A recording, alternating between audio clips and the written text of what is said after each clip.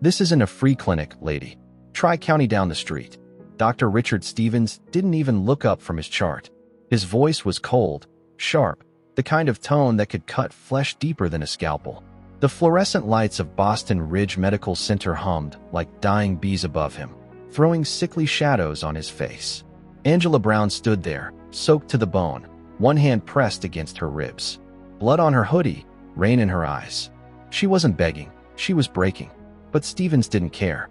To him, she was just another black woman without insurance. Another name that didn't belong on his patient list. Security, he said lazily. Get her out of here before she bleeds on the floor. The guards grabbed her by the arm, dragging her into the storm outside. She stumbled once, pain shooting through her gut, and the cold air bit into her skin. Behind her, Stevens smirked, that smug, heartless kind of smile that says you're nobody. What he didn't know, what his arrogance couldn't imagine, was that Angela Brown wasn't just somebody. She was the silent investor who funded the hospital's biggest expansion. The woman whose name was buried in the contracts he never bothered to read. And by morning, the same doctor who tossed her out like trash would be working for her. Before we go any further, drop a comment. Tell me where in the world you're watching from. And don't forget to subscribe, because tomorrow's story, it's going to burn hotter than karma. It started on a rainy Tuesday morning in Boston. Dr. Richard Stevens was one of those doctors who believed he was untouchable, Ivy League educated, award-winning, and adored by the hospital board. But beneath the polished smile was arrogance sharper than a scalpel. When she walked in, soaking wet and clutching her stomach in pain, he didn't even look up from his clipboard. Name, he said flatly. Angela Brown. She gasped, her voice weak. Please, I think I'm having internal bleeding. I need help. Dr. Stevens glanced at her, her natural curls dripping rainwater onto the sterile floor, her clothes damp and simple. His eyes flickered with judgment before he turned to the nurse. Room 12 is full, right? He muttered. The nurse hesitated. We do have room 3 open. No, he cut her off sharply. We're at capacity. Refer her to County General. Angela blinked in disbelief. You can't just turn me away. He raised a hand, irritated. Ma'am, this facility prioritizes private patients. Tri-County. They'll take walk-ins. The nurse looked guilty, but rules were rules. Or at least, Dr. Stevens' rules. Angela staggered toward the exit, pain twisting through her side. Outside, the rain was merciless, washing tears from her face. What he didn't know, what he couldn't see, was that Angela Brown wasn't just anyone. She was a philanthropist, a self-made millionaire, and one of the top private donors in the state's medical foundation. But she never flaunted it. She preferred to see people's true faces before revealing her own. That night, in her penthouse overlooking the Charles River, Angela replayed the moment in her mind. The humiliation, the disregard, the pain. Her assistant, Marlene, entered quietly. Ma'am, are you sure you don't want to go to another hospital? Angela shook her head. No need. The pain's easing now. But Marlene, call Mr. Whitmore tomorrow. Tell him I've decided to acquire that hospital. Marlene froze. The one. Angela smiled faintly. Yes, the one where he works. By morning, papers were signed. You see, for months, a local hospital had been struggling financially, the same one Dr. Stevens worked at. They were desperate for investors. Angela had initially declined the offer, but now she saw purpose. When she walked through the hospital doors again, this time in a sleek gray suit and heels, the staff didn't recognize her at first. Her pain was gone, replaced by quiet power. She went straight to the boardroom. Good morning, she began. I'm Angela Brown, your new majority shareholder. The directors exchanged stunned looks. Someone dropped a pen. Angela continued, calm and commanding. Effective immediately, I'll be reviewing staff conduct, beginning with your attending physicians. The chairman swallowed hard. Of course, Ms. Brown. An hour later, she asked to see Dr. Stevens. He entered the room with a confident smirk until he saw her. His steps faltered. His jaw slackened. You, he whispered. Angela stood, her expression unreadable. Good morning, doctor. I wanted to discuss the hospital's patient intake policy, particularly how we treat those who don't look like they belong here. He stammered. I didn't mean. She raised a hand, mimicking his gesture from yesterday. Don't explain. Actions speak loud enough. For a moment, silence filled the room, heavy and electric. Then she leaned forward, her tone crisp. You'll still work here, Dr. Stevens. But you'll attend every compassion and ethics training this institution offers. Starting today. Later that week, a video clip of Angela's visit leaked online. Her calm confrontation went viral. Woman buys hospital after racist doctor refuses to treat her. Millions watched. The comments section overflowed with praise, outrage, and disbelief. But Angela didn't seek revenge for views. She sought change. She donated new equipment to the ER, raised nurses' pay, and started a fund for underprivileged patients. And for the first time in years, Dr. Stevens started listening to patients, to nurses, to his own conscience. By the end of that month, the hospital was unrecognizable, cleaner, friendlier, and open to everyone. But fate wasn't done with Angela yet. Because one night, as she reviewed files in her office, a call came through. A desperate mother begging for help. Her son was dying, and no hospital nearby would take him because of insurance. Angela grabbed her coat. "Prepare room 3, she told the night nurse. This time, she was the one saving a life. And she didn't know that the boy's father, standing helpless in the hallway, was about to change everything again. The doors slid open and the night air shoved a cold gust into the corridor. A young woman stumbled in, cradling a boy whose lips were the gray of rainwater. Blood seeped through his t-shirt. He fell off his bike. He's been dizzy.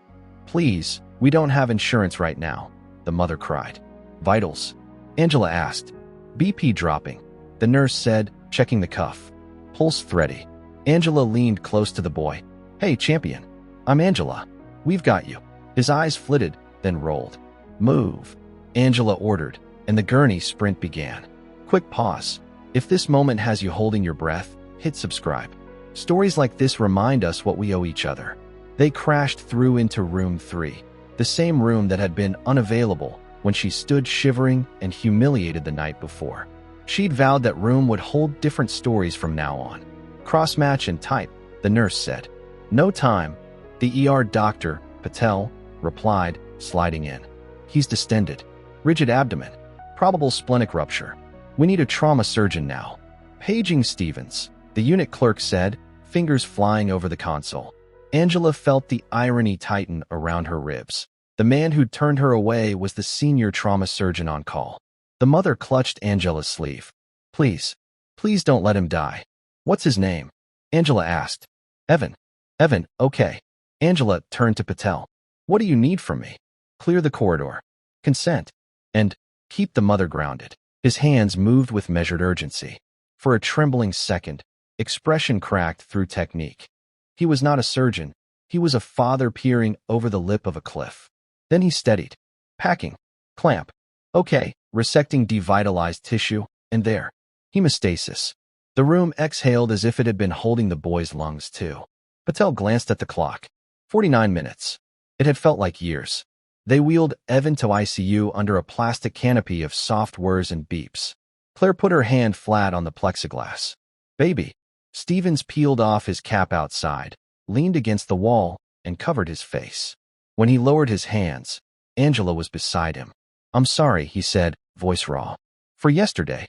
For everything I have been in rooms like this." Angela spoke softly. "He's alive, doctor. I know what I did to you," he pushed on. "And to others. I gatekept care. I let the world narrow my vision until I saw worth in insurance codes and last names instead of pain and pulse. Today, my son was the patient who didn't fit a form. If your policy hadn't changed, if you hadn't changed it, then we'd be telling a different story," Angela finished. "That's why we changed it." He nodded, eyes filling. "I don't deserve your grace." "Grace isn't a wage," Angela said. "It's a decision. Now it's your turn to decide what you're going to be for the people on the other side of that door." They stood a moment, listening to the ICU. Life, rehearsing itself one beep at a time. News spread, as news does, in whispers that became a current that became a wave. Staff who'd watched the video of Angela's confrontation now watched a different scene. The doctor who had worn arrogance like armor standing with his shoulders bare. In the days that followed, the hospital rewired its soul. The Open Door Fund launched with a $5 million seed from Angela's foundation. Intake forms lost the boxes that let bias hide in them. Overnight, signage changed. Payment questions will never delay emergency care. In the lobby, a new plaque read, "Room 3, for whoever needs it next. Stevens asked to lead the pro bono surgical initiative. No cameras, no press releases, just cases that couldn't wait for paperwork. Every week, he taught in the free clinic wing that Angela built on the first floor. Saturday mornings, coffee in paper cups, whiteboard full of diagrams, a line of patients whose names he learned before he learned their diagnoses. One afternoon, a teen came in with his arm in a sling. He muttered thanks, eyes on his shoes. "Doc, my mom says we couldn't pay last time. Are we okay?" "You're here," Stevens said, looking up. That's what matters. He didn't become a saint. He became a man who apologized in the hallway to a nurse he'd snapped at 2 years ago. He became a surgeon who stepped out to talk to a grandmother in plain language rather than jargon. He became someone who paused at the threshold of room 3 and remembered a night when the storm almost stole a boy. Evan healed. He asked 1,000 questions about the instruments, the stitches, the scars. He and Stevens began rebuilding something that had rusted: weekend breakfasts, a baseball in the park, clumsy laughter in a kitchen that hadn't heard it in a long time. One evening, Angela sat in her office, the city fanning out beyond the window like a sheet of mica. Marlene stepped in. "You made the news again." But this time, she held up her phone. It's a photo of Stevens teaching high schoolers how to stop bleeding at the scene of an accident. Angela smiled. "Good. Point the cameras at the work, not at me." Marlene hesitated. "There's one more thing. The state health commissioner called. They want to partner with us to pilot the open door model at 3 more hospitals." Angela turned to the window. Somewhere down there, someone was deciding whether to ask for help. Somewhere a door would open because people inside had decided to be the hinge. She remembered the rain, the no in a crisp voice, the way shame had tasted metallic on her tongue. She remembered the silence in the lobby the next day when she said she owned the place now. And she remembered Claire's hand shaking in hers as a father's voice shook itself honest. When she finally spoke, it was mostly to herself. "We're not here to humiliate the past," she said. "We're here to rewrite the instructions." On the anniversary of that night, the hospital held a community day. Free screenings, food trucks, music in the lot. Angela kept to the edges, greeting janitors by name, hugging nurses who'd stayed for every shift no one wanted. Stevens took the mic for a minute, uncomfortable, brief. "I don't have a speech," he said. "Only a thank you. My son is alive because someone chose policy over pride. Because a door opened. I intend to be a door, too." He stepped down to applause that sounded like rain on a roof, not like thunder, steady, sheltering. As dusk pooled into the corners of the building, Angela found room 3. The bed was freshly made. The monitors blinked their little constellations.